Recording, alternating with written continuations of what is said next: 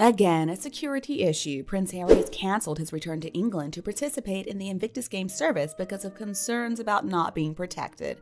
So, will the 10th anniversary be without Harry? Along with that, another source claims that he felt like he was slapped in the face when the king kicked him out of the UK. Join me to dig a little deeper, and welcome back to my YouTube channel, The Queen. Before really getting into the main topic here, I want to ask all of you, how is the weather around you these days? My God, it's been hot here. Today it's a little better, but honestly, I'm already worried about what it's going to be like this summer. So that said, I do hope the weather is better for the Invictus Games 10th anniversary. They deserve to enjoy a nice cool breeze. Alright folks, let's get started. Okay, so first let's talk a little bit about what Invictus is. It's an international multi-sport event organization that was first held in 2014, and it was officially founded by Prince Harry. Of course, he had a lot of help, but anyway. The annual event is now in its 10th year, and the celebration is expected to take place at St. Paul's in London next May. According to The Express, Harry and Meghan Markle are listed as guests on the official running order, and the Duke of Sussex is set to speak at the service. But unfortunately, because of Harry's recent controversy about leaving the UK and deciding that his new home is in the US, there are a lot of problems, and there's a distinct possibility that he might not come. As far as I know, Harry has not officially backed out of his commitment to be there at the 10th anniversary of Invictus in spite of security concerns. But one thing we know, Harry is going to have to participate in this ceremony online if his plans simply don't comply with the security arrangements that have been made. Let's also talk about the venue this event is being held at. It is scheduled to be held at St. Paul's Cathedral, and I think they chose St. Paul's for a reason. I'm sure he suggested it so that he would look as royal as possible going in and out. And somehow, in Harry's disturbed mind, he probably figured, how bad are William and Catherine going to look if they don't show up? Well, if you ask me, people are only going to respect William and Catherine more if they avoid the grifters altogether. I also seem to remember that Harry was acting like he was so upset that the date and time were listed on the St. Paul's website, and that was a real risk to his security, supposedly. Honestly, though, who does he think is out to get him? The room is going to be filled with military personnel. It doesn't make any sense. Is it not a fact that whenever Harry comes to the UK, the trip always depends on how safe he feels? And before deciding whether to attend the Invictus Games commemorative event, his security team had to be sure that St. Paul's is fully protected by the Met Police and his own security needs are met while he is in London. Okay.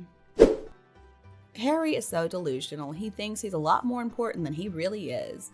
Supposedly, he's wanting to spend more time in Britain with his family. But how could he possibly do that while there's this big question mark hanging over his security? Everybody knows, though, this is just a power play for Harry. This is a game that he keeps on losing. But what if he really does believe that he's in danger all the time? I mean, are we a year away from him never leaving the house again? It might be so. Honestly, at this point in time, Harry might as well just stay in Montecito if he feels so unsafe in Britain. I really do think Harry suffers from some extreme paranoia, and sometimes it seems like he almost wants something bad to happen. Nothing fatal, of course, but perhaps another catastrophic car chase, something that he can whine about, something that he thinks will earn him some sympathy. He just wants to be a victim, he wants to get attention. I mean, that's the only reason I can think of, that he always whines in the media about his lack of security, while also reminding everybody exactly where he's going to be and when. And then what about Meghan? Oh well, she would go crazy for some minor incident to happen, but you know she would blow it completely out of proportion. Maximum victimhood. I mean, for example, if Harry tripped on the rug and skinned his knee, we'd be hearing that unseen forces caused him to fall down and he almost had to lose a leg.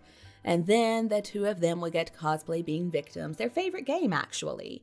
So do they think people are going to be all broken up, that his paranoia and delusions of mediocrity have stopped him from coming?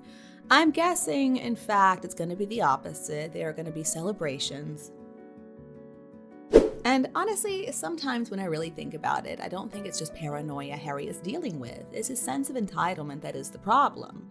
Because Harry has no problem showing up places like Kingston, but St. Paul's Cathedral in London, oh no, that might be too dangerous. I mean, a crowded movie theater in Jamaica is perfectly safe. Going around wherever he wants to in California, again, no risk. But London, oh, it's so dangerous for Harry there. Too risky. And if he cancels, he is gonna look like such an a-hole. He's got the same security arrangements he had when he booked this whole event. I suspect he's just whining to keep his name in the news. They love to play this little game every time there's anything happening in the UK. They want to play this game of will they or won't they come? Who cares? Personally, I'm just sick and tired of this behavior. Another problem I think Harry's facing right now that he is all too aware of is that he can't very well leave the US right now. Apparently his A1 visa has been demoted to A3, and in order to come back in, he would have to reapply. Or maybe the case is that he's trying to avoid paying taxes in the UK by severely limiting the number of days that he spends in Commonwealth countries.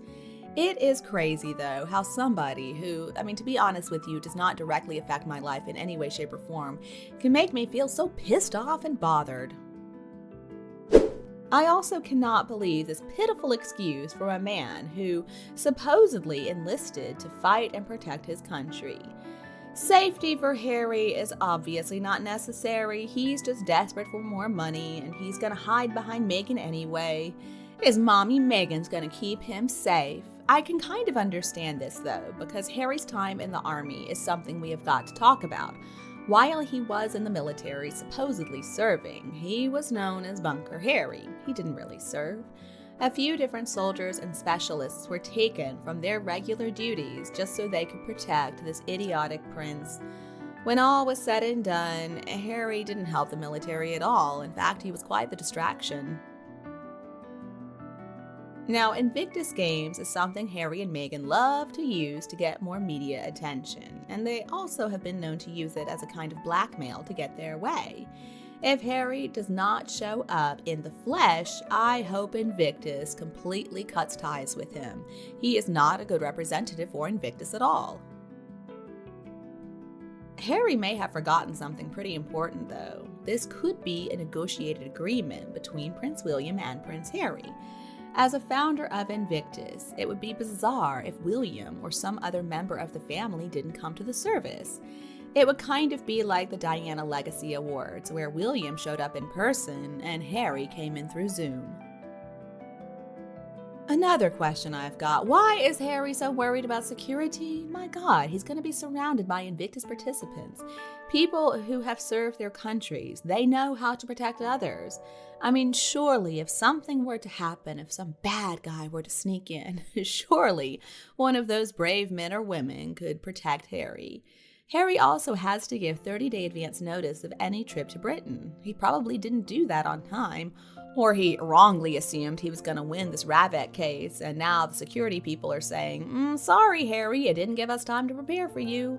In any event, Harry would not get all the fanfare that he wants, so he probably won't show up because he's going to try to save face. He doesn't want to have to listen to the booing. So if Harry has to come to the Invictus event by Zoom, I think that is perfectly fine. I think Harry's worries about his safety in London are completely overblown. They're absurd. He seems to go everywhere else in the world with his own security people, and nothing has happened to him or Meghan, aside from that catastrophic car chase, of course. Near catastrophic car chase. It wasn't even catastrophic. It's pretty obvious to me Harry just wants to feel important, and that British VIP protection gives him that superior feeling that nothing else can.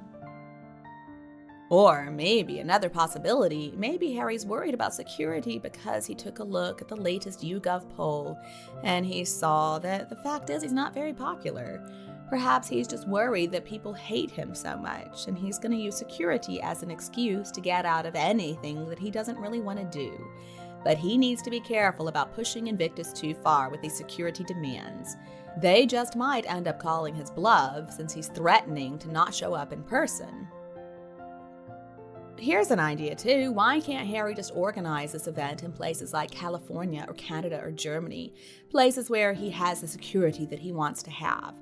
Well, I guess it doesn't fit with what Harry wants, because he wants the games to be held in England so that then he can hold it over the heads of his family members. All this moaning and groaning about security, though, is getting really boring. I mean, if he's in danger, then it's just because of his own behavior. It's because of him that people don't like him.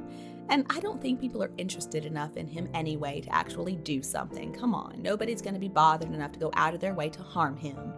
The only people who are going to bother with him are the tabloids, because they feel like they can create some dramatic stories to make some money to get the clicks, and the paparazzi are going to be there anyway. Now, the fact that Harry wants security given to him for free, but at the same time, he's always crying about privacy. Obviously, this is just a way for him to further overinflate his ego and make himself feel even more important. But again, this behavior is getting so tiresome. Harry, get a life. Obviously, though, Harry has a few irrational fears. So what is Harry really scared about? Is he really so scared to be in the country that he was conceived in, raised in, and was spoiled rotten in? The country that he didn't do very well academically in, but still got married, all expenses paid, and supposedly had a son born not from a surrogate, but from the woman who married him. And remember, Harry is an eco-warrior, but it's okay for him to fly all around the world in private jets because he's really important, you see. He can't risk being on a normal airplane. But I do wonder, how is it that Harry can go to all these other countries, Japan, Jamaica, Germany, and he doesn't have the state pay for his security there, but at the same time, he thinks that Brits should be paying for his security when he's in Britain? Or are we supposed to believe that all these countries just gave in to his demands and gave him the security that he wanted for free? I don't buy it. Or let's take a look at this from a different angle. Is Harry worried about the British fans of the royal family? Is he worried about how they're going to receive him? Or is he worried that the kids might be exposed to the clicks and the flashes of the cameras if they were brought to Britain? Or could it have something to do with Meghan Markle? Is she also scared of being booed? Well, she should be. Honestly, though, Harry and Meghan have no cards left to play. The prodigal son card is not going to work, and the invisible children card is not going to work either. And the security card, the race card, yeah, they've already played those way too many times. It's over for those two. Britain is no longer Harry's playground, and you know what? He needs to stop trying to fleece the taxpayers. That mad dash that Harry made to see his father was ridiculous, and he only succeeded in generating many rumors that he came for money. He also probably came because he was worried about his visa status, and perhaps he was trying to find a way back into his family's good graces. And if that were not the case, then why all of a sudden has Harry's resident status changed? Honestly, Invictus Games needs to go ahead and sever ties with him. They need to tell him that he's not very helpful to the organization, and guess what? They can find another patron. Harry has done enough. Okay, another equally interesting bit of information I've got to share with you about Harry. It also has to do with Harry's scandals about leaving England. To be more precise, according to a source, Prince Harry was angry and even cried because of the king's slap in the face when King Charles kicked Harry and Meghan out of Frogmore after they left England and withdrew from royal duties. But I thought Harry was so happy in America. I thought he was finally getting to live the life he always wanted, smoking weed all day long and living in a home with 16 bathrooms. I think the father is doing exactly what is right. Harry has no right to demand for more than what he's gotten. I mean, does Harry or even anybody in their team not realize how bad all this makes them look? I was evicted from the second home abroad because I didn't live there anymore and I didn't have any plans to come back, and it was really a perk of a job that I quit, but it's so unfair. I couldn't help myself. I cried. No, Harry, we're not buying it. Okay, to make things a little clearer, let's just rewind a little bit. Let's hop into our time machine and hit the way back button. Okay, so in 2022, Harry and Meghan were paying the lease at Frogmore, and the lease was set for renewal. It wasn't a forever lease. It had its terms, and the lease was not renewed in February of 2023. But this should not have been a surprise to Harry and Meghan anyway, because reportedly they had only paid a few months of that lease anyway. Okay, and then there was something interesting that happened in March of 2023. The press, interestingly enough, implied that Harry and Meghan negotiated a lump sum payment in lieu of the lease. Now, this would have saved them an estimated $800,000 instead of paying the annual lease. Now, it's entirely possible that their lease was not renewed because they were just ignoring their obligation to actually pay it, and the palace decided to call their bluff. It was a great excuse, though, because they were living in the US anyway. So let's take a look back and see what really happened here. Okay, so first of all, they were denied the right to live at Windsor Castle with Harry's grandmother. And then apparently the royal family did not get the hint that they wanted Frogmore House. They didn't want to live in a cottage. So they ended up with Frogmore Cottage, which was such a disgrace because they're too good for that. But anyway, they spent a lot of money on renovations to try to bring it up to their standards. And then, of course, Harry and Meghan went on this truth-telling spree. Now, of course, it was their truth, it wasn't the truth. But anyway, the royal family had the nerve to cut the lease because, well, they said they were never going to come back to this racist country without the king and the whole country apologizing to Meghan Markle. Oh yeah, the royals were really petty in all this. See, I think the reason Harry cares so much is because it was a blow to his ego. Harry had never really been told no before. He had never been put in his place. He couldn't handle it. See, this meant that he could no longer just come and go as he wanted. In Spare, we couldn't help but notice how Harry reacted to Camilla repurposing a single room that once upon a time he slept in when he was in his early 20s. Was Camilla being vindictive? Of course not. But anyway, the real insult is that Harry can't come and go as he pleases at Windsor, or any other royal residence for that matter. He's gonna have guardians at all royal visits. If, of course, he's even allowed in, which last time, apparently that meeting with his father only lasted 12 minutes.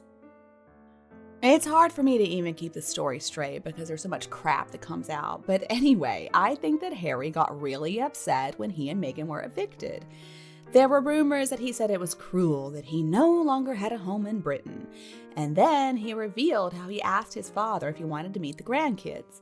So after they were kicked out, I think it was delayed by several months, both of them revealed how the king could provide them an apartment in Kensington Palace and that they were willing to pay for it. I think it came as quite a shock to Harry that the lease was not renewed. But I remember reading somewhere, probably more than one place, that they had stopped paying for the lease. So why should he act so upset that they were evicted for basically not paying for their place? Harry just wanted something to complain about as always. And he thought that the Brits were going to be so upset on his behalf. I mean, why does he think that people care so much about him? It is just bizarre to me that an almost 40-year-old man has no problems being such a mooch. First of all, it was his father, and now it's random wealthy friends. I swear, if Harry were not famous for being born a prince, people would have nothing to do with him.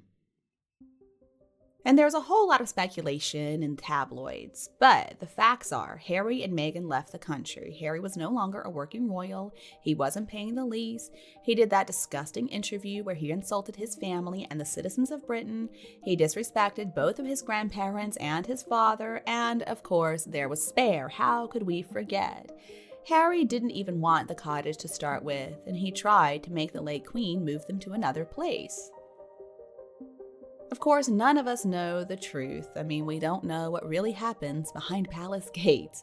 But the only thing that can see him holding off is that he spent so much money renovating Frogmore. But that wasn't really Harry's money anyway. And have we not read here that he actually cheated a lot of people out of the payment? Now, at the time, Harry didn't care because he figured that he and Meghan were heading to America, where he could do whatever he wanted and make a lot of money.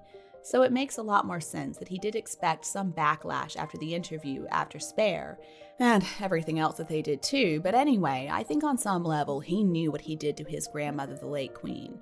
Harry had severed ties with his family, and that's why he decided he might as well stop paying the lease. So I think the British royal family is doing the right thing by ignoring those two and not allowing them to get near. They keep on putting out the same old stories. I mean, can you imagine if they had any new content? We'd never hear the end of it.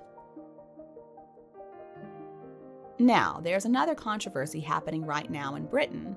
There are many people who own vacation homes in desirable areas, and these places are hardly ever occupied. So, congratulations, Prince Harry. You did a great thing in giving up your Windsor home so that somebody else can enjoy it, somebody who deserves it. There are plenty of places Harry can stay in London that are more than good enough for this minor royal. For example, the Ritz Hotel, a lovely hotel, just a short walk across Green Park from Buckingham Palace, and it provides plenty of luxury services. He can rent a chauffeured limo, and it's a great place for visitors who are seeking a royal audience. The hotel also includes free Wi-Fi, so Harry can make video calls from the middle of London. Or if he wants to stay in a more American place, he could stay in the Hyde Park Hilton or, oh, I got an idea, Soho House. There are even places where Harry could rent a military uniform by the hour. Wouldn't that be great for him? I'm sure if Harry heads over, it's going to be great for tourism, and it's going to be great for the sale of rotten tomatoes and eggs to be hurled at Harry's head. And I know what some of you are going to be asking. Why are you recycling this same old news story, something that happened a year ago? Well, is it because the king evicted them from Frogmore a long time ago, but Harry just got upset now? What does that mean? Either Harry has amnesia or a seriously delayed reaction. I mean, they did get kicked out over a year ago, so why is he so pissed off now? I mean, if he's still crying about it, he must be exhausted. And if it's true that Harry has been using drugs for years, then his brain, I mean, come on, it's like a fried egg now. He can't really store information very well in the first place. So, friends, I think this is going to continue to go on and on. I don't think Harry's going to forget about this. I think he's stuck in a loop. And it wouldn't surprise me a bit if a conservatorship is in Harry's future. See, the reason Harry and Meghan can't get their story straight is because this one is the truth. It was never about security. It was never about racism. It was never about saving them from the dangerous UK. No, it was Harry and Meghan thinking they were better than what they really are, and they had to leave without ever thinking this is how it was going to end up. And that's why they always say stuff like, it didn't have to be like this. See, what they really mean is, we never thought that it would be like this. We never thought we were going to have to face consequences for our actions. And I think that's why Harry is so crazy about everything, and that's why they bring security everywhere they go, and that's why they try to have these fake royal events. They are still desperate to be royal. That's what they always wanted, but they didn't want to have to follow any of the rules. And what's really insane is that their crazy fans and some people in the media really believe that they just hated being in the monarchy, and they just wanted to live like ordinary citizens. God, I can't believe all this.